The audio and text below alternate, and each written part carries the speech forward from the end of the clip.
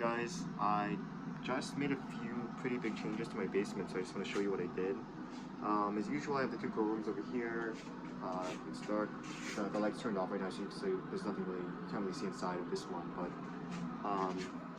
the second grow tent, I'm just in the process of cleaning it. So one of the big things that I hadn't been doing was doing like regular deep cleans every like 3 to 4 weeks. And I know that just based on videos I've been watching, like from Long Beach mushrooms, the best practice is to like deep clean a room every like harvest basically. So I'm pretty sure that might have been one of the reasons why my oyster mushroom yields weren't as good as they could have been. But in any case, I made a decision to switch over to lion's mane only completely and basically just be like a lion's mane specialist for at least the coming months, just because the oysters have been giving me really poor yields. I think it's a mixture of lack of temperature control and also suboptimal airflow. So I realized that these grow tents are not completely like airtight. So when the fan pulls through these tents, it essentially pulls in air through the zippers, is what I've come to find. These are from AC Infinity.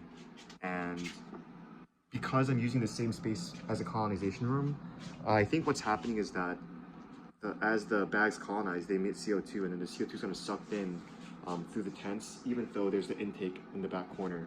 So I'm trying to grow more like temperature insensitive species like lion's mane, shiitake maybe, and I'm going to experiment with those. But because lion's mane has been so reliable for me, I figured that it's better to like just do that one for now and be a pretty much exclusive lion's mane seller. So yeah, because I'm only going to be doing lion's mane, I don't really need a preconditioning room anymore, because the whole purpose of the preconditioning room was to try to lower the temperature down to like 45 degrees.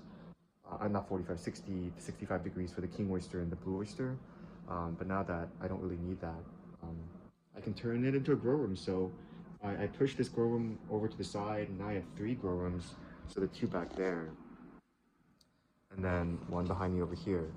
So that'll 1.5 my capacity, and yeah, it won't increase my capacity by that much because I realized that I have to um, let one of the rooms rest at a time. So I'll probably run, 2 rooms at a time, let the third one rest for a few weeks, and do a couple of cleaning sessions in between just to make sure that I really clean it well.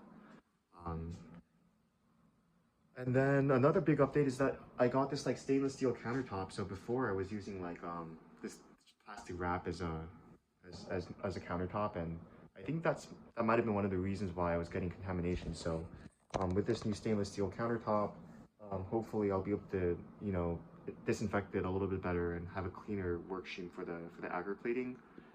So that's something I'm really happy about and excited to test out.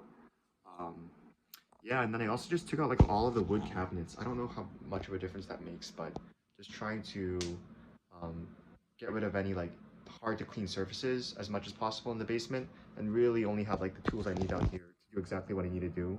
So yeah, it's kind of like a little progress update. Just with all these changes, I think I'll be able to get up to like actually 50 pounds a week. If you remember anything from the previous videos, my initial target was like 100 pounds a week between oyster and lion's mane, but that's proven to be a little bit unrealistic. So I think I could actually feasibly reach like 50 pounds of lion's mane a week just by doing 24 5-pound bags of lion's mane. And I could even bump it up to like 60, 70 pounds if I wanted to be a little ambitious. So I'm like fairly confident in my ability to do that over the next few weeks to a month, and I think that'll provide a steady stream of lion's mane I can use for just the lion's mane crab cakes in the market, the lion's mane soups, etc., lion's mane powder. So I'll really be riding that one pretty hard until I get into a warehouse eventually, either by myself or with a business partner. So, oh yeah, also lion's mane are just so much easier to work with because they don't sporulate nearly as much. So I can kind of remove the outtake filters, and that'll just be one less step for me to clean and think about.